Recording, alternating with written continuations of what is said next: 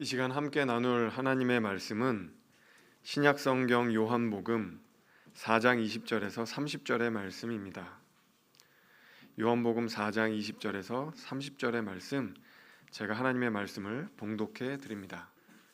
우리 조상들은 이 산에서 예배하였는데 당신들의 말은 예배할 곳이 예루살렘에 있다 하더이다. 예수께서 이르시되 여자여 내 말을 믿으라. 이 산에서도 말고 예루살렘에서도 말고 너희가 아버지께 예배할 때가 이르리라. 너희는 알지 못하는 것을 예배하고 우리는 아는 것을 예배하노니 이는 구원이 유대인에게서 남이라. 아버지께 참되게 예배하는 자들은 영과 진리로 예배할 때가 오나니 곧 이때라. 아버지께서는 자기에게 이렇게 예배하는 자들을 찾으시느니라. 하나님은 영이시니 예배하는 자가 영과 진리로 예배할지니라. 여자가 이르되 메시아 곧 그리스도라 하는 이가 오실 줄을 내가 아노니 그가 오시면 모든 것을 우리에게 알려주시리이다. 예수께서 이르시되 내게 말하는 내가 그라 하시니라. 이때 제자들이 돌아와서 예수께서 여자와 말씀하시는 것을 이상히 여겼으나 무엇을 구하시나이까? 어찌하여 그와 말씀하시나이까? 묻는 자가 없더라. 여자가 물동이를 버려두고 동네로 들어가서 사람들에게 이르되 내가 행한 모든 일을 내게 말한 사람을 와서 보라. 이는 그리스도가 아니냐 하니 그들이 동네에서 나와 예수께로 오더라. 아멘.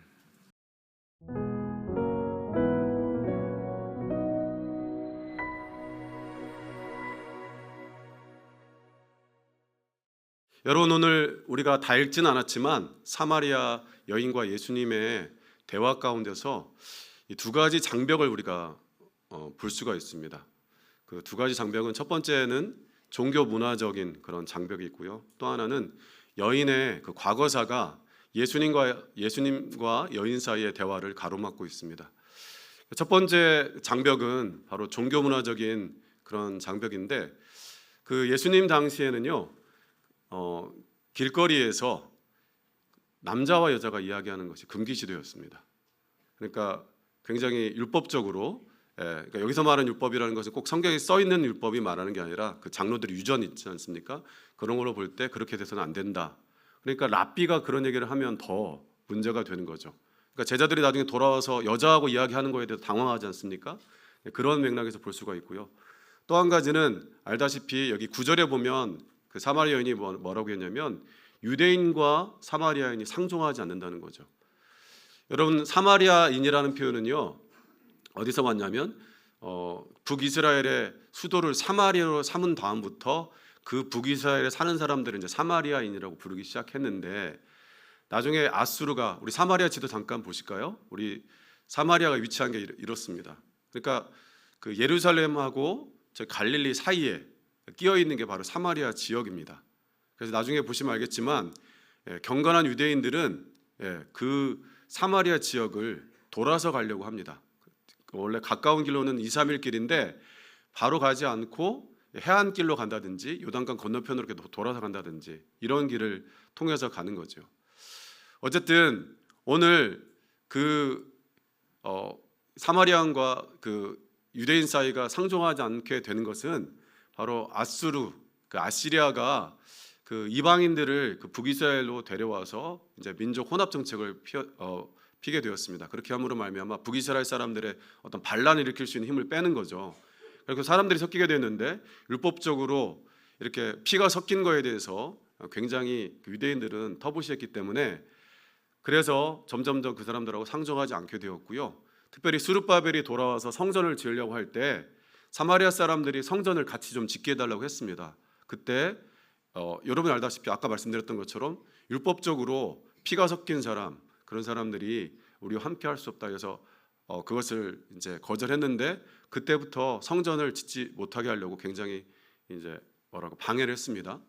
그래서 나중에 사마리아 사람들이 또 자기들만의 성전을 이제 그리심산에 지었거든요. 그런데 나중에 요한 힐칸수라고 하는 그 마카비 왕조라는 게 예수님 오기 전에 마지막 유대의 왕조가 있었습니다. 그때 이제 한 100년 어간에 그때 요한 힐카누스라는 왕이 바로 이 그리심산에 있던 성전을 헐고, 사마리아 사람들 성전을 헐고 그리고 수많은 많은 사마리아 사람들을 이렇게 학대를 했습니다. 그러니까 유대인과 사마리아 사람들의 사이가 좋을 리가 없습니다. 그런 관계 가운데 있는 거죠. 거기다가 그냥 단순히 사마리아 그 사람과 상종하지 않을 뿐만 아니라 사마리아 길로도 경건한 유대인들은 가지 않는 거죠. 제가 아까 앞에서 설명드렸지 않습니까? 그러니까 거기에서 그치는 게 아니라 그 사람들이 쓰는 물건 또 손해를 대지 않는 것입니다. 그런데 오늘 본문에 보면 예수님께서 지금 사마리아 여인에게 물을 달라고 하면서 또 그릇을 달라고 지금 요청하고 있는 거죠.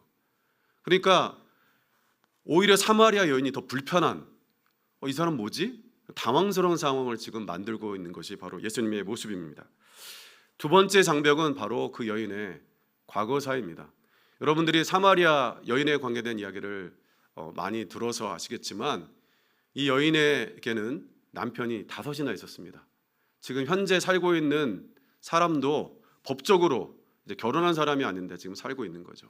그래서 이 본문을 해석할 때 많은 사람들이 굉장히 이 여인이 좀 분방하게 성적으로 문란하게 산 거 아니냐 이렇게 해석하는 경우도 많은데 당시의 사회가 남성 중심적이었고 가부장적 사회였다는 것을 생각해 보면 이 여인이 어떠한 연유에서든지 계속해서 남편들로부터 버림을 당했다는 것이 조금 더 당시 상황에 맞는 해석에 가깝다고 볼 수 있습니다. 그리고 조금 더 생각해 보면 이 여인 스스로도 당시에 혼자 살기 쉽지 않은 현실이었기 때문에 경제적인 이유 때문에 지금 계속해서 결혼을 할 수밖에 없는 그런 삶의 환경이었다고 우리가 추정해 볼 수가 있습니다. 그럼에도 불구하고 그 당시 사회 통념상 결혼을 최대 2번, 진짜 많으면 3번까지 허락하는 그런 상황이었기 때문에 지금 5번 결혼했다가 6번째. 여러분 오늘날에도 아마 이런 사람이 교회에 나와 있다면 여러분 어떻게 생각하시겠습니까? 오늘날의 우리의 시각으로도 굉장히 조금 좋지 않은 시각으로 볼 수 있는 상황이죠. 그러니까 이 여인이 사람들이 물을 길러 가는 해 뜨기 전이나 혹은 해질녘에 지금 우물가에 나오는 것이 아니라 사람들이 돌아다니지 않는 대낮, 한낮에 사람들의 따가운 시선을 피해서 한낮에 따가운 태양 아래서 지금 물을 길러 나오고 있는 것입니다. 그렇게 나름대로 편안한 일상을 나름대로 보내고 있는데 그 편안한 일상을 깨트리는 분이 바로 예수님이죠. 그 여인의 나름대로의 편안한 일상이 있었는데 그 여인의 편안한 일상을 깨트리고 와서 예수님께서 물을 달라고 지금 하고 있는 겁니다. 여러분 어쩌면 예수님께서 우리에게 다가오실 때는 우리가 갖고 있는 그런 편안한 일상을 깨트리고 그렇게 다가오지 않는가 이렇게 생각해 볼 수가 있습니다. 여기서 우리가 한 가지 주목해야 될 사실은 예수님과 그 사마리아 여인이 왜 어떻게 그 우물가에서 만나게 되었는가 이것입니다. 바로 예수님과 사마리아 여인 둘 다 목이 말랐다는 거죠. 그러니까 이 여인이 목마름 정말로 물을 마시지 않고 살 수 있다면 사람들의 그 따가운 시선을 감수하면서 그 길을 나섰겠습니까? 하지만 목마름을 해소해야 했기 때문에 어쩔 수 없이 사람들이 오지 않는 시간에 그 자리에 왔던 것입니다. 마찬가지로 인간의 몸을 입으신 예수님께서도 목이 마르셨기 때문에 지금 우물가에서 유대인임에도 불구하고 사마리아 여인에게 물을 달라고 지금 그렇게 말씀하고 있는 것입니다. 우리가 예수님께서는 인간의 몸을 입으시고 단순히 그냥 인간의 흉내만 내시는 게 아니라 인간의 연약함을 체휼하신 분이라는 것을 우리가 너무나 잘 알고 있습니다.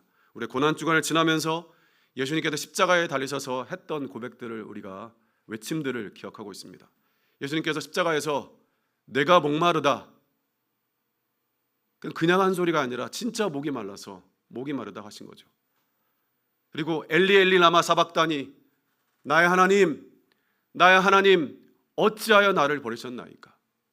그러니까 예수님은 사람들로부터 버림받음 그리고 하나님으로부터 외면받는 것이 어떤 것이라는 것을 예수님은 아는 분이라는 겁니다.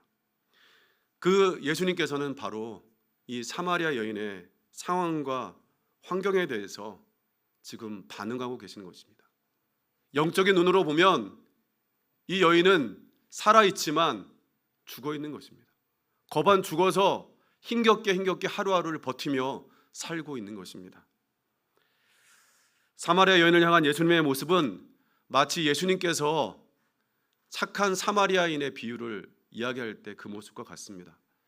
예수님께서 누가 우리의 이웃입니까? 라고 했을 때 예수님께서 착한 사마리아인의 비유, 선한 사마리아인의 비유를 말씀하셨죠. 한 사람이 길을 가다가 이제 강도를 만나가지고 거반 죽게 되었습니다. 피를 흘리고 죽어가고 있죠. 그러니까 레위인과 제사장이 그 길을 지나갑니다. 여러분, 율법에서는요, 시체 또 피 묻은 것에 손을 대면 안 됩니다. 그러니까 레위인과 그리고 제사장이 그 길을 지나가는 것은 율법적으로나 하나님을 섬기는 자 입장에서는 당연한 것이었습니다. 그렇게 하는 것이 맞다고 생각했습니다. 그래서 지나갔습니다. 하지만 사마리아인이 그 길을 지나가다가 다친 사람을 보고서 그 사람에게 다가갔습니다. 여러분, 사마리아인도 모세 율법 5경은 지킵니다. 그러니까 5경에 나와 있는 이 시체를 손대지 말라는 것을 왜 몰랐겠습니까? 그럼에도 불구하고 그 사람을 데려다가 치유하고 또 여관으로 그 주막에 데려다가 정성을 다해 치유한 다음에 여관 주인에게 부탁을 하죠.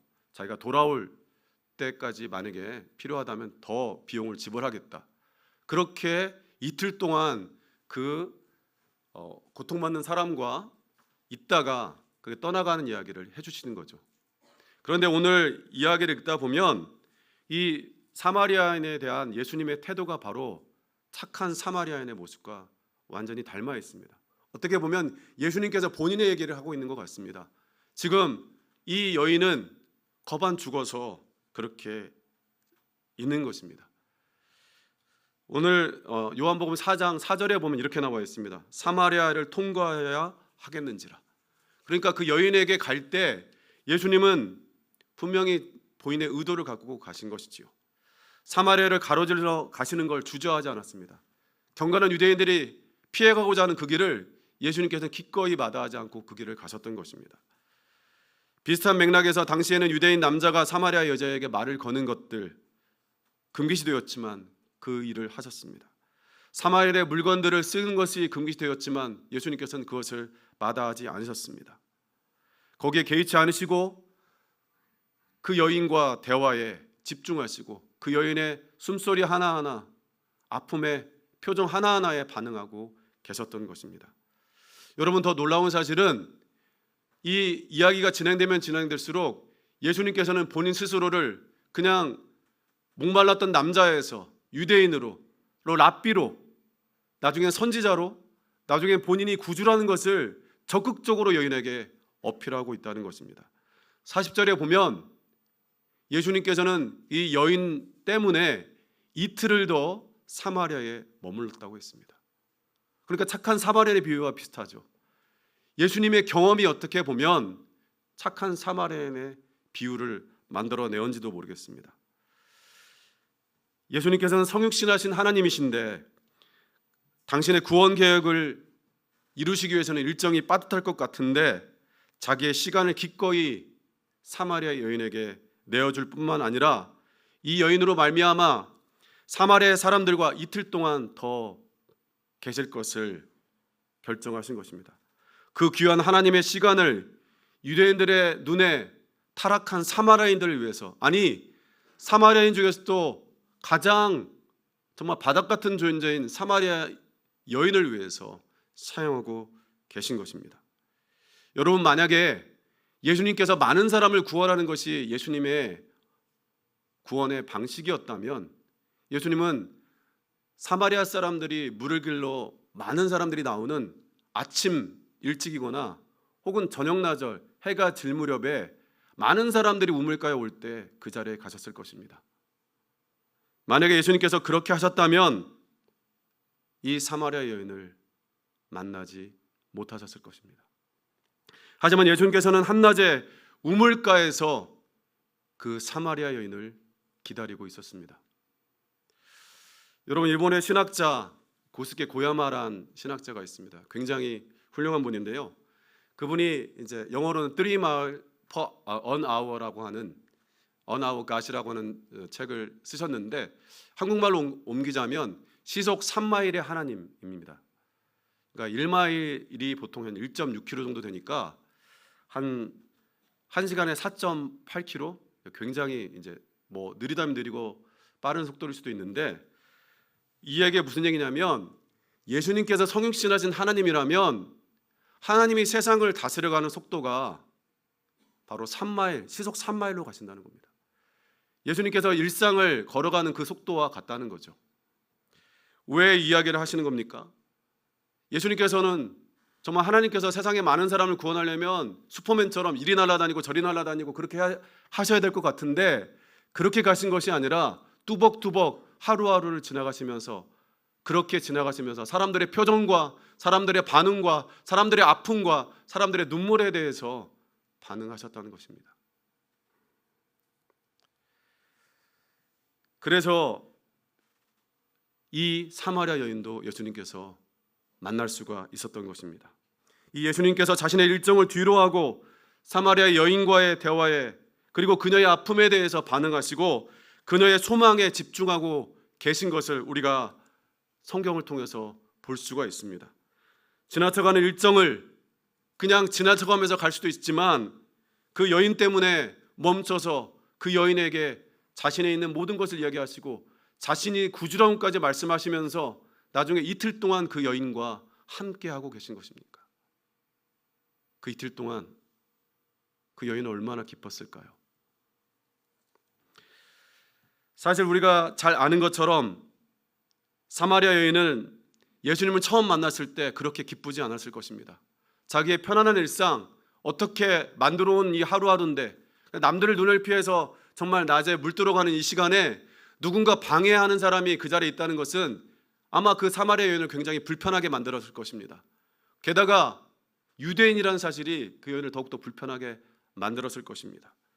그래서 이 여인이 정말로 퉁명스럽게 예수님께 반응할 때 예수님은 그 여인의 문제에 대해서 반응하기 시작했습니다. 내가 네게 영원히 목마르지 않는 생수를 주겠다. 영어로 하면 리빙 워터인데 그건 사실은 당시로 보면 그냥 계속 마르지 않는 샘물 혹은 시냇물을 가리켰습니다. 그러니까 그런 물이 있으면 달라는 거죠. 왜요? 그런 물이 있다면 사람들 보러 이렇게까지 위험을 무릅쓰지 않아도 되니까. 그래서 예수님은 그 다음 단계로 나아갑니다. 네가 왜 이 한낮에 여기에 나오는가? 바로 그것은 네 남편 때문에 그런 거 아니냐. 그 상황 가운데서 이 여인은 마음이 녹아져 내립니다. 자기가 걸어두었던 마음의 빗장이 풀립니다. 그러면서 자기 안에 있던 속의 얘기를 꺼내기 시작하는 것입니다.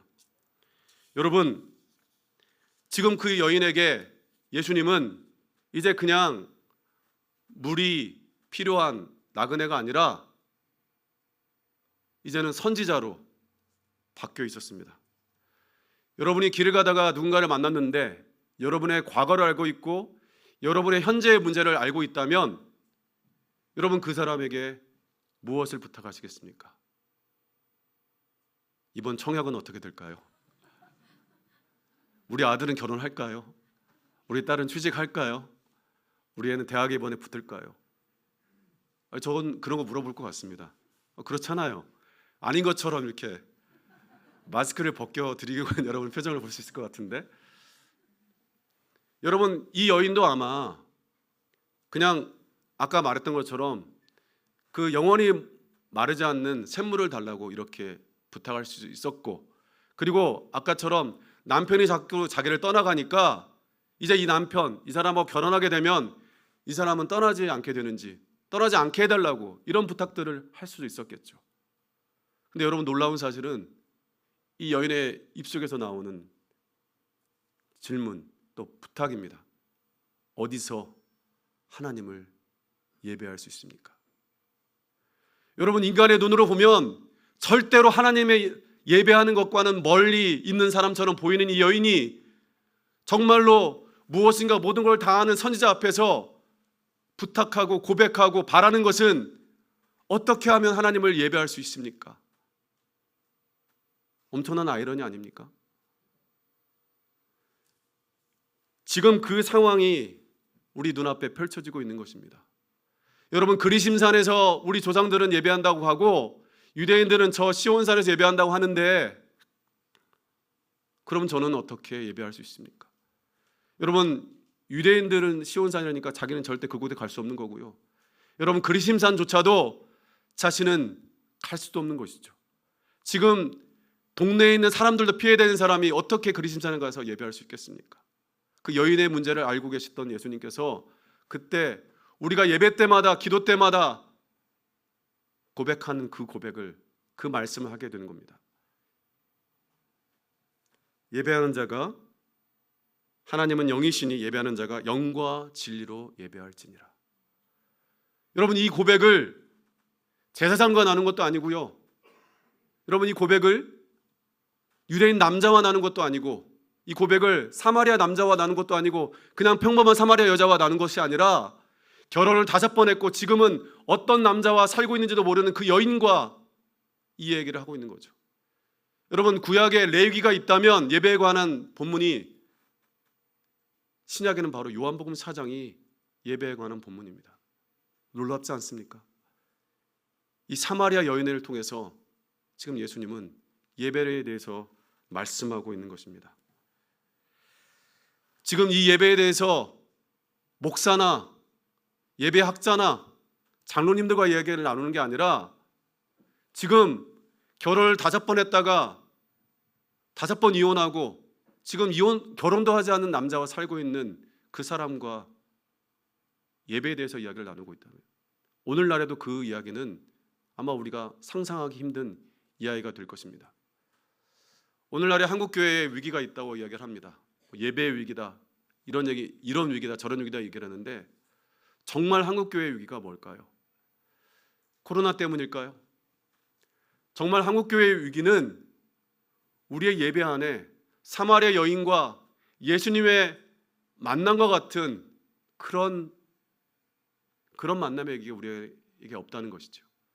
앉아있는 우리는 마치 유대인인 것처럼, 마치 사마리아 남자인 것처럼, 당연히 예배 드릴 수 있는 사람처럼 이 자리에 있는데, 그 여인이 정말로 힘들게 자기 고백을 꺼냈던 것처럼 예배할 수 없는 자가 예배하고 있다고 고백할 때, 여러분, 그 예배의 자리 가운데 감동이 있고 감격이 있고 기쁨이 있고 놀라운 평화가 있을 것입니다. 우리 안에 왜 그것이 사라졌을까요? 사실 한국교회에 복음이 처음 전해졌을 때 당시에 천대받던 여자들이 천지를 지으신 하나님을 아버지로 고백하는 일들을 겪으면서 감동하고 감격했습니다. 백정이나 또 사회적으로 천대받던 사람들이 하나님을 아버지라고 고백하고 예수를 그리스도라고 고백하면서 감동하고 감격하는 이야기들이 있었습니다. 1895년 서울 관작골, 지금으로 하면 관운동인데요, 거기에 백정마을이 있었습니다. 그 마을에 박성춘이라는 백정이 살고 있었는데, 어느 날 정말 죽을 만큼 이 사람이 중병이 걸렸습니다. 그런데요, 그 아들이 무어 선교사가 운영하는 이렇게 학교를 다니고 있었는데, 자기 아버지가 아프다는 사실을 선교사님께 이야기를 했습니다. 그런데 이 무어 선교사가 이 백정을 치료하기 위해서 어떻게 했냐면, 당시에 고종 황제의 주치의였던 에비슨 선교사에게 부탁을 해서 이 박선춘이라는 백정을 고쳐달라고 했습니다. 그래서 이 에비슨 고종 황제를 치유하는 사람이 백정마을로 와서 박성춘이라는 사람을 돌보았고, 그렇게 해서 낫게 되었습니다. 너무나 기쁜 나머지 이 사람을 예수 믿기로 작정하고 이제 무어 선교사님께서 하시는 교회에 나오게 되었는데, 많은 그 교회 교인들이 이 사람이 교회에 다니는 것을 반대했습니다. 왜냐하면 백정이었기 때문에. 여러분, 그때 무어 선교사님께서 뭐라고 했냐면, 하나님 앞에서 모든 사람은 평등하다. 그 사람은 그래서 하나님 앞에 예배할 수 있다. 많은 사람들이 떠나가는 것을 보면서도 무어 선교사는 끝까지 그 가르침을 포기하지 않았습니다. 이 박성춘이라는 이분은 나중에 서울과 수원과 평택과 양주와 포청 등지에 백정마을을 돌아다니면서 예수가 그리스도입니다. 예수가 그리스도입니다 하고 외치고 다녔고 많은 사람들이 예수께로 오는 놀라운 일들이 일어났습니다. 제가 2005년도에 선교팀을 이끌고 단기 선교를 중국에 있는 동양족이라는 곳에 갔습니다. 그 동양족은 이슬람, 무슬림을 사람들이 사는 곳이었는데 선교사님께서 그 마을 가운데 예수 믿는 사람이 한 사람이 있다는 거예요. 그래서 우리는 그냥 가요 부르는 것처럼 노래 부르는 것처럼 눈 뜨고 찬양하고 눈 뜨고 기도했습니다. 한국말로. 중국말로 했으면 알아들으니까 한국말로 했어요. 근데 여러분, 미리 그 선교사님께서 그분에게 말을 했기 때문에 그 한 여인의 눈시울이 붉어지는 것을 볼 수가 있었습니다. 정말 눈이 빨개져서 다른 사람은 웃고 있는 그 상황에서 울고 있는 한 여인을 보았습니다. 그 눈빛이 지금도 잊혀지지가 않습니다. 그래서 기도했습니다. 하나님, 이 마을도 하나님의 마을 되게 해주십시오. 하나님의 구원이 있게 해주십시오. 그렇게 기도했었던 기억이 있습니다. 사랑하는 여러분, 사실 예수님과 사마리아 여인의 관계를 살펴보고 있노라면 하나님을 예배하는 것은 우리가 하나님을 사랑해서 이 자리에 나온 것이 아니라 어쩌면 하나님께서 우리를 사랑해서 이 자리에 찾아오신 것은 아닌가, 그렇게 생각이 되어집니다.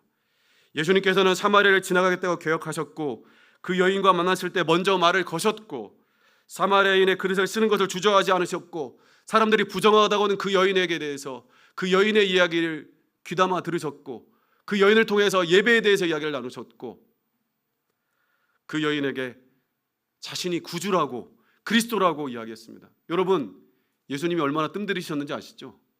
제대로 돌아다닐 때는요 3년 동안 계속 돌아다녔는데 나중에서야 자기가 그리스도라는 것을 말씀하셨지 않습니까? 그런데 이 여인과 만났을 때 예수님의 모습은 그 한나절 만에 내가 그리스도야, 내가 그리스도야 라고 그 여인에게 마치 자기가 그리스도이라는 걸 알아달라고 하는 것처럼 그렇게 적극적으로 자신을 드러내고 있는 것입니다. 그래서 그 여인에게 예수님은 처음에는 그냥 물을 달라 하는 나그네였지만 지금은 이제 그 여인에게 영원히 마르지 않는 생수를 주는 물을 주는 자로 변결되어 있죠. 바뀌어버렸습니다. 구주로서 본인을 지금 말씀하고 있는 것입니다. 김보규라는 분이 쓴 나는 사마리아 여인에게 말을 건다라는 그런 찬양이 있습니다. 그 가사를 일부를 제가 옮겨드리겠습니다. 내가 사마리아에 가는 이유는 그곳에 울고 있었던 내가 있어서 햇볕이 따갑고 그늘도 없는 낮에 나는 기다렸던다 내가 내게 오기를. 아무도 찾지 않는 한낮의 우물가에 어젯밤 울다 잠든 내가 내게로 온다. 아무도 찾지 않는 한낮의 우물가에 이제껏 삶에 지친 내가 내게로 온다. 나는 사마리아 여인에게 말을 건다. 기쁨에 차 말을 건다. 하늘 보자 내려놓고 그래 여기에 왔다고. 넌 내게 다시 이리 재촉한다. 그물을 내게 달라 한다. 넌 이미 보았다. 그물이 여기에 바로 내 안에 있어.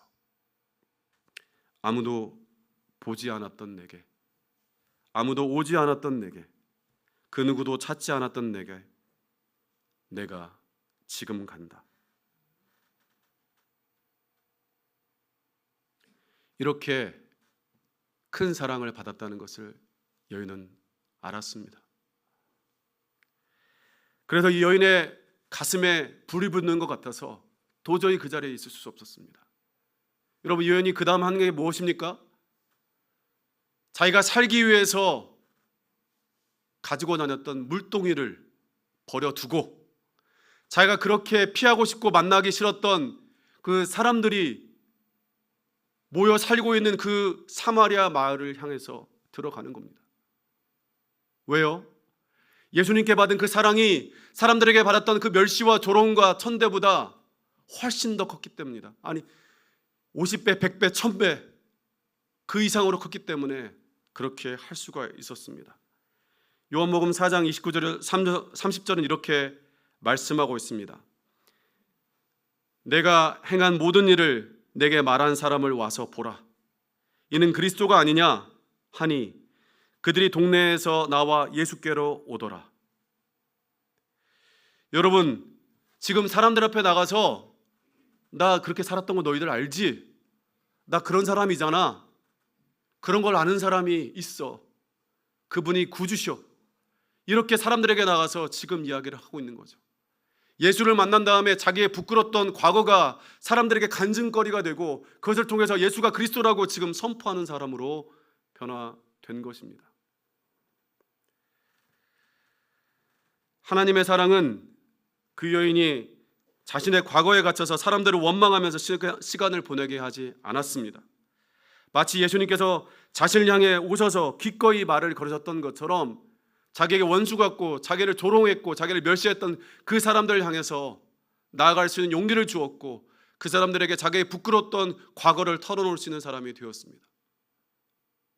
예수님께서는 그 사마리아 사람들조차 무시했던 그 여인을 예배자로 삼으셨고 그 여인을 사마리아의 최초의 하나님의 백성으로 삼으셨고 그 여인을 사마리아 최초의 선교사로 만드셨습니다. 이것이 바로 예수님께서 여인에게 주신 위로이고 격려이고 치유입니다. 사랑하는 여러분, 사마리아 여인처럼 아무도 오지 않는 한낮에 우물가에 물을 길러 가는 분이 여러분이십니까? 혹은 여러분 중에 계십니까?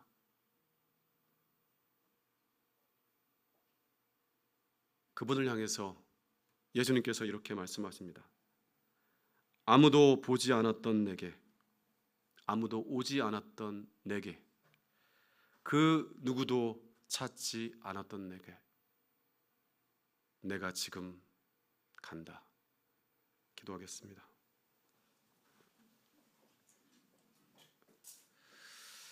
사랑의 주님, 우리의 예배 가운데, 한국 교회 가운데 많은 위기가 있다고 이야기하지만 하나님, 그 위기는 다른 데로부터 오는 것이 아니라 우리 스스로가 하나님 앞에 예배할 수도 없는 죄인이라는 사실을 망각한 데서부터 오는 위기가 아닐지 생각해 봅니다. 사마리아 여인처럼 정말로 하나님 앞에 나갈 수도 없고 사람들도 만날 수 없는 존재였는데 주님을 만남으로 말미암아 하나님을 예배하는 자로, 하나님을 섬기는 자로, 하나님을 증거하는 자로 부르셨다는 것을 저희가 다시 한번 기억하여 주시옵소서. 하나님, 우리 가운데 지금 한낮에 물을 길러 나아가는 주의 사랑하는 아들이 있다면, 딸이 있다면, 그러한 백성들이 있다면 주님 찾아와 주시고 위로해 주시고 다독여 주시고 안아 주시고 구원해 주시옵소서. 불쌍히 여겨 주시옵소서. 긍휼을 베풀어 주시옵소서. 예수님의 이름으로 기도드립니다. 아멘.